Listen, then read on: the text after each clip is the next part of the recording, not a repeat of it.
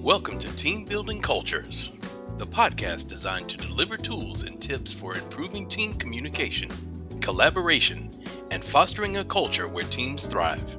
Now, here's your host, Beverly Hathorn, owner of Strategic HR Consultants.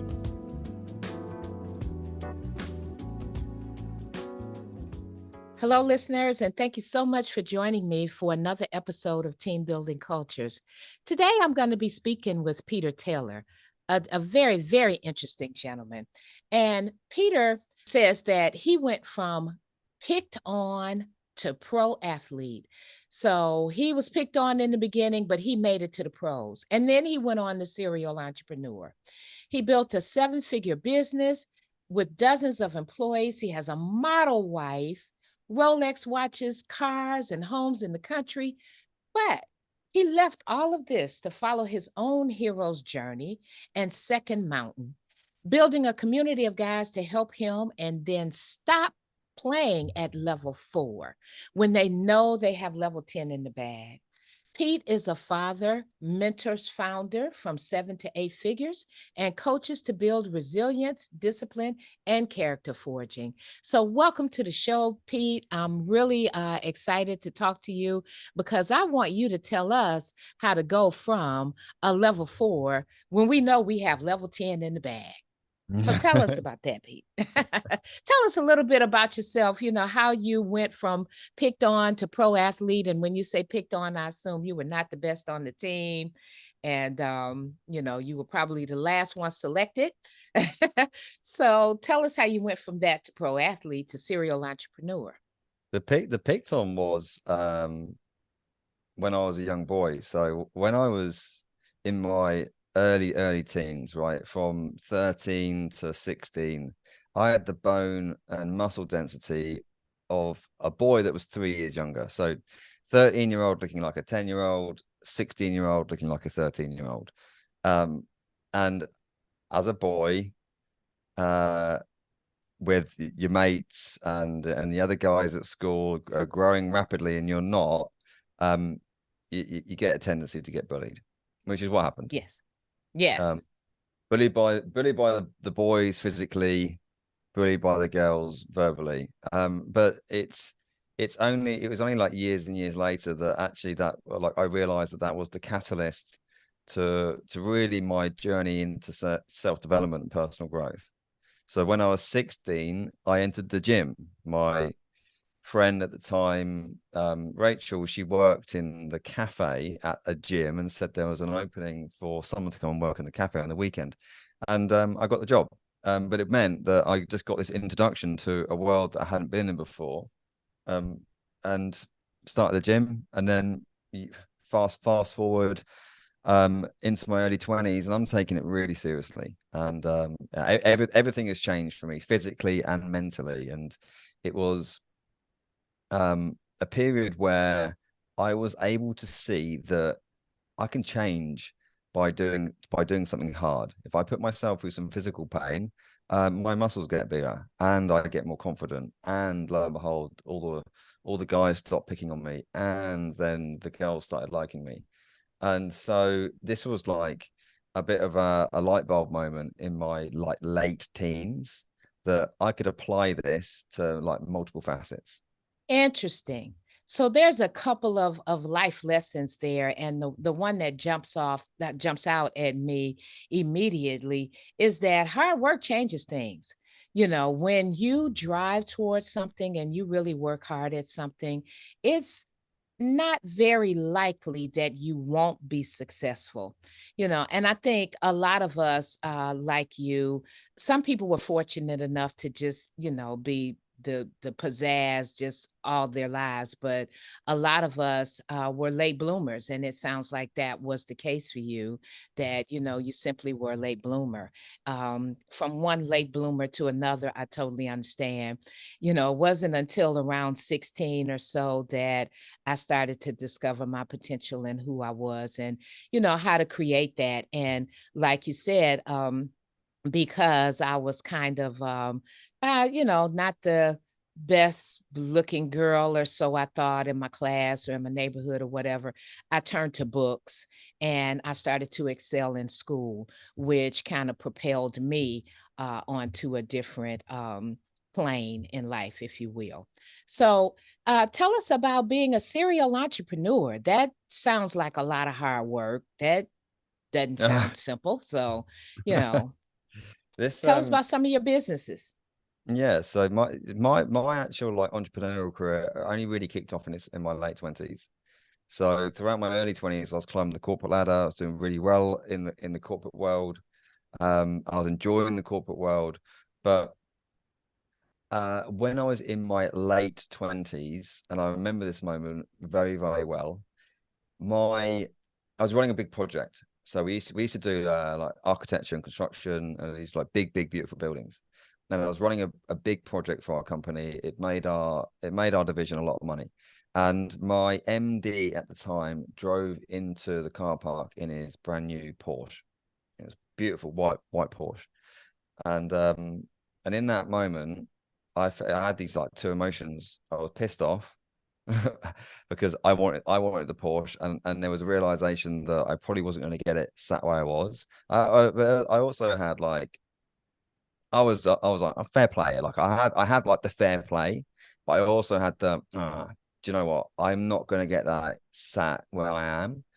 And I need to do something about that. And so a year later, I was out. So immediately after that, I set up a business in the background, and then a year later left the corporate world, and then we built the first business, and it was from living room to over the course of 6 years, put it up to we had a, ended in a 3-story building in London, a team of 20 people, we were winning awards for the work that we are doing. It's a great business. And learn an incredible amount of lessons doing that. But on year 6, I decided that it was the end of that season there. It was the end of that chapter. And I left that business to go and then start the venture that I'm doing now. And fortunately, with the venture that I'm doing now, I get to have my hands in like other people's businesses. I get to consult in other people's businesses, and I also get to sit on the board of other people's businesses. So it means that I just get a multi-spectrum of what's going on in multiples of industries. And it's a fantastic little journey. Wonderful. So tell us about your current venture. What have you got your hands in right now? My current venture is called Heroic Man. Now, Heroic Man, if you'd have asked me 2 years ago when I was sat running my architecture business, that I'd be running a business where we have literally thousands of guys in our communities. I've got hundreds of clients that are men. Um, I, yeah, I wouldn't have thought that was a thing. But this stemmed off the back of me quite literally quitting my own business because I had so many inner inner issues that were going on that I couldn't feel that I could vocalize to anyone, and it was causing me a lot of mental torment. And it ultimately it led to the breakdown of my business. I felt like on the outside I had the things I always wanted in my early 20s. I had the nice car, I had the nice watches, I had a good looking wife, I had a beautiful house in the country, I had a big team, my company's winning awards. Like we own the building that we we're working from. Like we had everything that we wanted. Yeah, internally I was really unhappy, and I was really lonely. I felt extremely isolated, and I couldn't and I really struggled to find anyone that I could talk to, not really from like a therapeutic point of view, but more just from just like-minded other guys that were going through similar problems, but also wanted to get better and to improve and to grow. I couldn't find it. And I ended up setting up myself. We ended up setting up Heroic Man, and then there were other guys like me. There were other guys that were building businesses and building families, but also had a lot of struggles, but weren't talking about them, or keeping it close to their chest, or keeping it on their shoulders, and putting the mask on and keeping the ego on. And that was really the catalyst for me to go, right, actually, I'm going to do something about this. I'm going to create this myself. And lo and behold, there are thousands and thousands of guys that feel the same. Well, that's quite a revelation that you've discovered that there's lots of other men who feel the same. I think as a as a as humanity, I guess I would say, I think that we kind of tend to think that men don't struggle with those inner issues, or we don't generalize that for men. We just kind of don't look at that for men, and men tend to just trudge along with whatever they've been charged with, and they just go along. But hey, here's a new thought. They've got some things that they may struggle with that maybe because of the interpretation that we all have of men, they just don't share with us, because that's just not how we view men as a whole. So it's really interesting that you not only were open and transparent with that yourself, but that you sought to find if there were other people who struggle like this, because usually that type of thing, or often that type of thing, comes from someone in the psychological arena, like a psychiatrist, or a social worker or someone like that. Doesn't often just come from businessmen. So I'm interested, what how do you think that those inner issues that you were struggling with and didn't weren't transparent with, how do you think that affected maybe your management style, or the way you ran your business, or the way you led your teams? Yeah, astronomically, I was a nice guy, right? And when I say nice guy, I'd say yes a lot. I wouldn't say no. And so, and what that meant is, it actually meant that, albeit I class myself as a half decent leader, but actually, if I really looked at that, I could have been so much better if I'd had very, very clear boundaries, and I was okay with saying no, and hey, look, I was good at delegating, but there's more to this. There's the need to feel yes because you don't want to be disliked, or because you're the guy that fixes things and it's just easier for you to do it. But what that leads to is that it leads to you then being overworked and overwhelmed, and then it leads to resentment. It's like, why have I got to deal with all this stuff? Why is it always me? Why have I got all this on my plate? Why am I doing all these things and they're doing just that? And it's nice guy syndrome. It's just like, it's having no boundaries. Like for me, um, when I had my first business, and so it was an architecture business, construction business, a boundary was like a fence. It was like a wall that we build. I had no idea that you could have internal boundaries that you could put up with people. I know that now, and I know boundaries very well, but it was something that I was lacking in. And what that meant was, um, unknowingly, my team would take advantage of my good nature, right? But it wouldn't be on purpose. And because I would say yes to it, they wouldn't be any the wiser that deep down I felt resentment over this. But the bigger issue really stemmed with like my business partner, where I would do the majority of building the business, and be okay with my business partner not doing as much, um, and not truly stepping into actually having the real like difficult conversations, and setting clear agreements, right? And then what that led to ultimately was a business breakdown, right? So like all these like inner issues for me led to being a nice guy, right? Which led to me being walked over, which led to resentment, which led to business breakdown. I see. And I can see how that would happen, being the nice guy who, one, never wants to let people down, wants to feel that people feel a certain way about him, which is that you want to be viewed in a positive nature.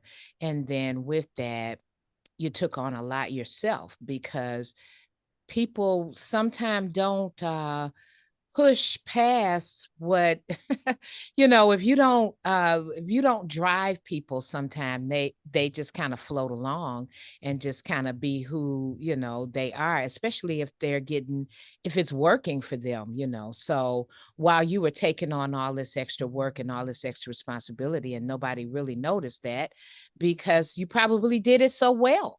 If you do it well and everything's moving along smoothly, no one has any reason to suspect that there could be a problem.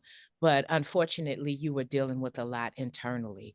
Yeah, so I can see how that would lead to resentment, because you want people to not put it all on you, but they put it all on you because they can. Because and I say, just because I carry it doesn't mean it's not heavy.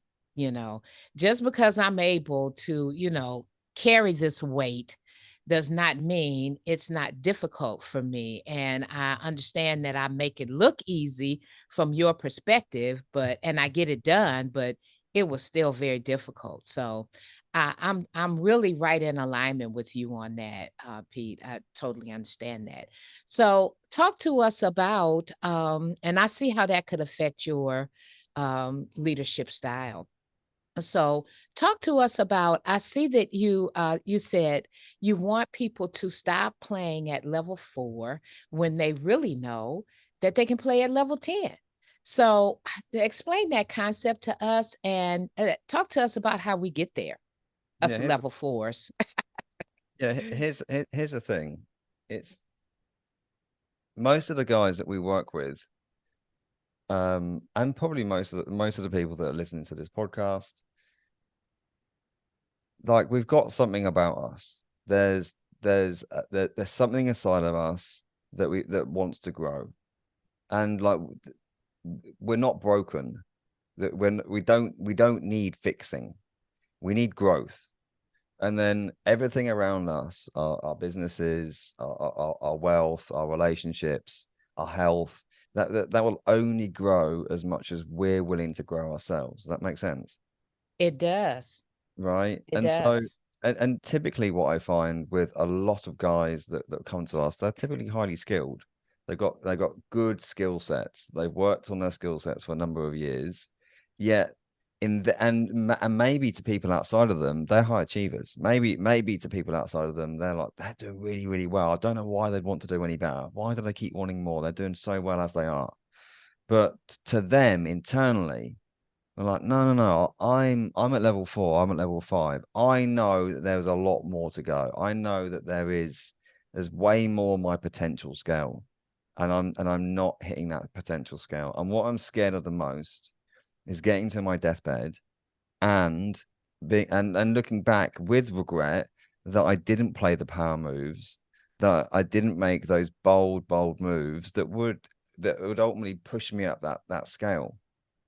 And what I find with most of the guys is that it's not a skill issue. They don't need to upgrade their skills. Yeah, maybe there's some like tactics on like what's the framework on how to have a hard conversation, and what's some frameworks on how to build boundaries. Maybe there are some tactics there, but a lot of it is beliefs. A lot of it is internal resistance. And it's like they have this internal resistance which acts like a thermostat. And every time they get to some sort of threshold, or barrier in their life, the thermostat kicks in and just takes them down a peg, just knocks them down a little level, and just keeps them safe, keeps them comfortable. And then they'll just keep coasting. They'll keep coasting at their comfort level, which is high for most people, but not high enough for them. And and when and like, here's the biggest. I see this a lot. I'm just not motivated anymore, Pete. I just don't feel the motivation anymore. It's hard. It's just harder for me to get out of bed. It's like, but the motivation thing's a fallacy. And it's to have constant motivation it's just not going to happen. You have to rely on discipline. You have to rely on other factors.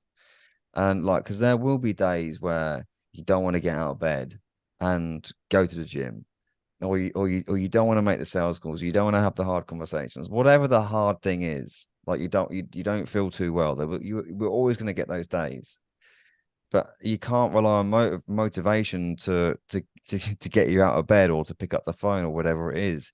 It's what I rely on is structural discipline. It's having structures in place that I know that as long as they're followed, then the result will come. Whether that result's going to be 3 months or 3 years, as long as it's followed, the result will come. Day in, day in, day out, doing the harder work and ultimately the painful work.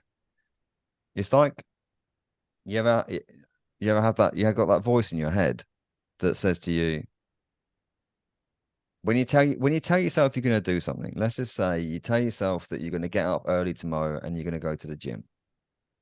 And then so you say, I'm going to get up at 6 o'clock.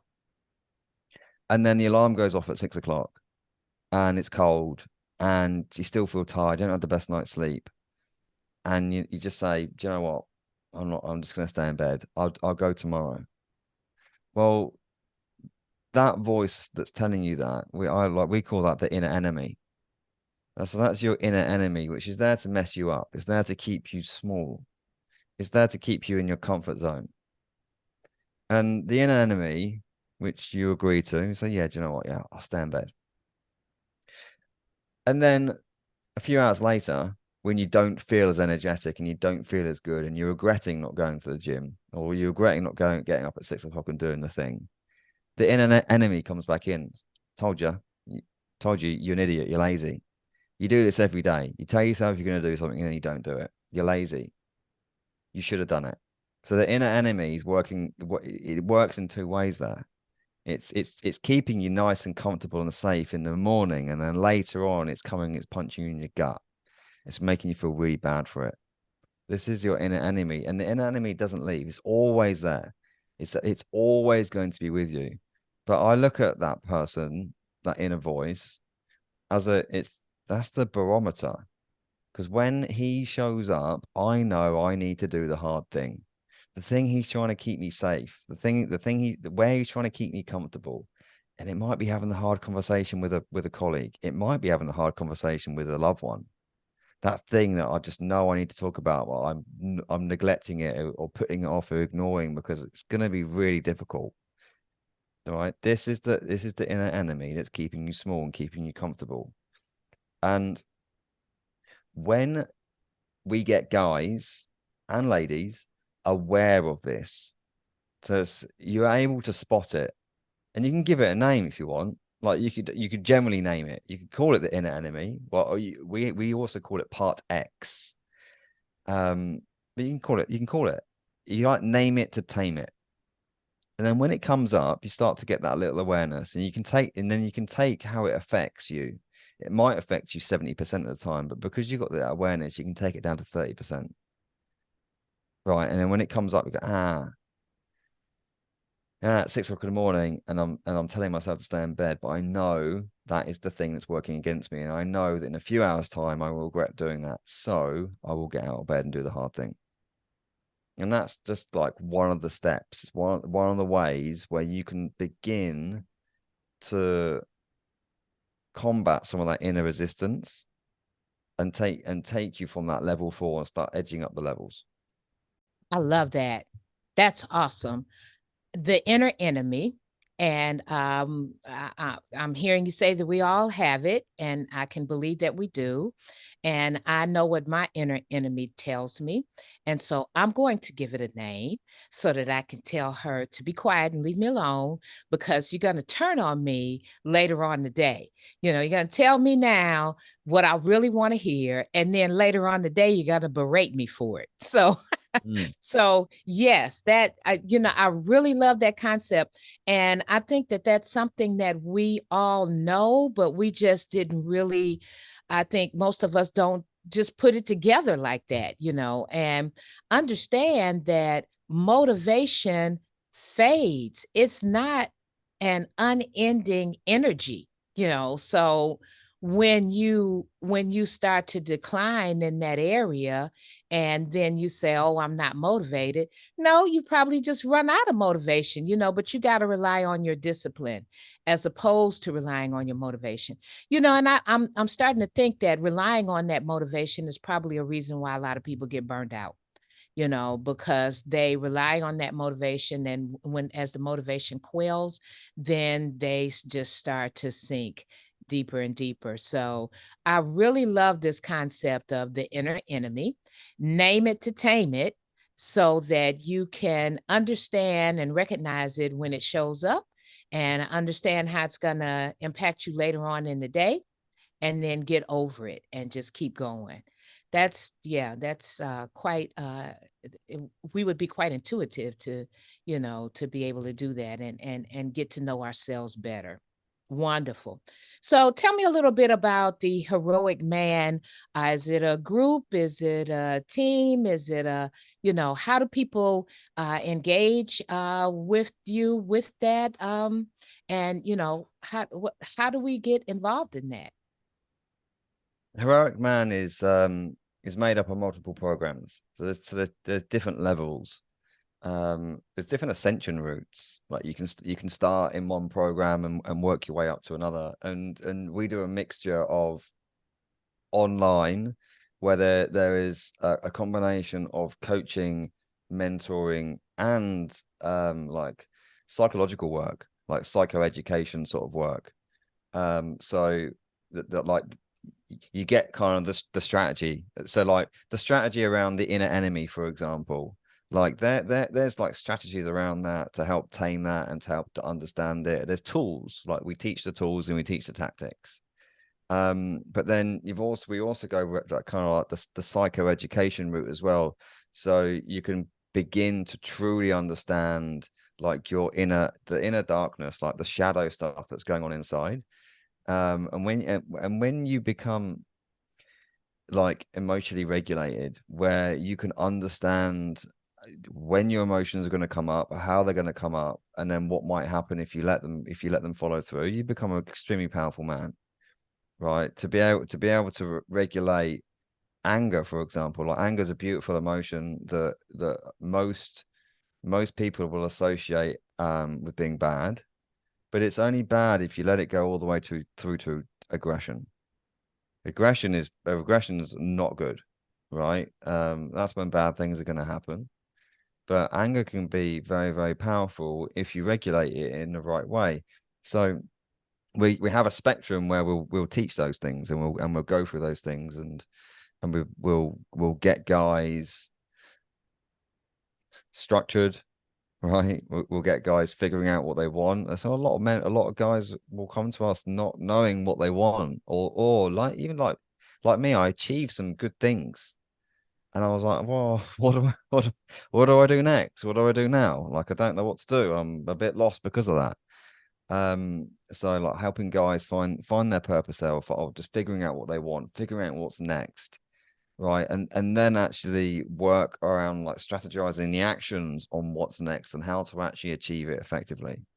So, and then we'll do it in person. So I've just got back from Greece last week when I 20 plus of our clients, and we'll do like real intense in person, like their adventures and retreats, and it's all guys. And it's mega, mega powerful. You can get transformative shifts like doing in-person work. So it's a great project, and it's growing by the day, like dozens and dozens, like some of our work gets millions and millions of views. So we know that this sort of work is needed. That's very powerful and intense. It's directing people to become self aware is not always welcomed, and it's not always done honestly. Sometimes when people start to look inward, they only see what they want to see.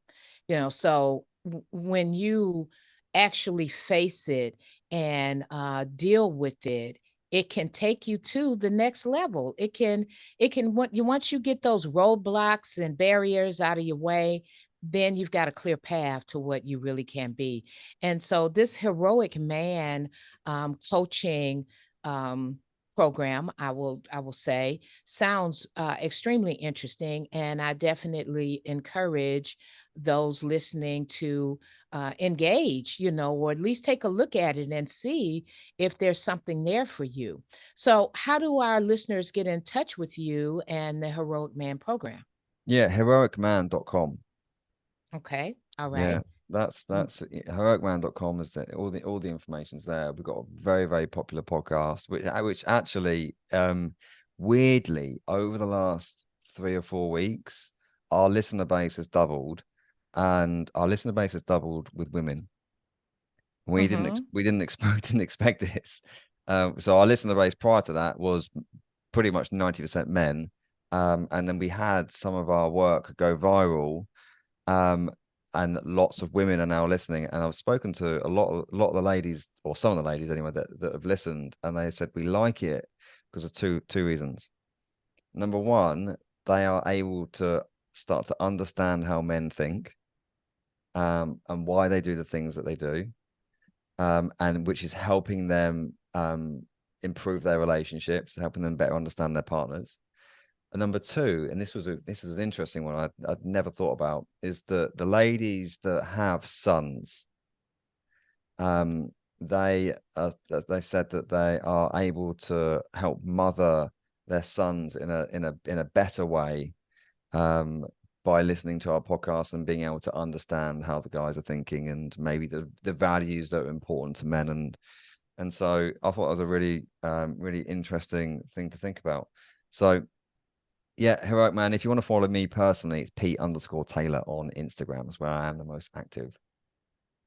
Okay, okay. And I'm happy to see that you have a lot of women listening to your podcast. And I agree wholeheartedly, as someone married to a man, and I'm the mother of a son, I certainly would enjoy any further insight into how they think and how they, go about maneuvering themselves in the world. So I can see where that would be very, very interesting. Your concept, however, could be for anybody, male or Oh, female, oh, definitely. 100%. Yeah, Yeah. the concept is definitely, for anybody, like I said, self-awareness is a powerful becoming self-aware is a powerful step towards betterment, improving yourself and growth and development. And so that could only make you a better leader, a better team member, a better employee. That could only, turn to a positive for you. So I really like the entire concept. I like the line, the tagline, go from a 4 to when you're really a 10. I really like that. And something that I'd not thought about is that motivation quells.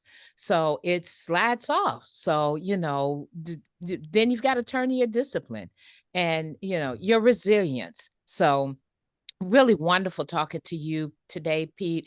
I'm sure that my audience have gained a lot from this discussion, and I hope that they will, just check out Heroic Man and just see, what's there for them, and maybe decide to, engage further. So, thank you so much for your time today. I really appreciate it. I am Beverly Hathorn, owner of Strategic HR Consultants, where we believe that an organization's culture is the where everything grows. So if you want to hear more of these type of discussions, more discussions on building teams, more discussions on motivation and discipline and resilience and self-awareness, those are all the things that we talk about on this show. So please tune in. You can find us on YouTube and on Apple and Spotify. And you can also find me at customermeasures.com. That is my website. And check in there anytime to see what all we have going on. So, again, thank you so much, Pete, and have a great rest of your day. My pleasure. Thank you for tuning in to another episode of Team Building Cultures. We hope we have delivered helpful and enlightening information to help you create your dream team. Join us next time.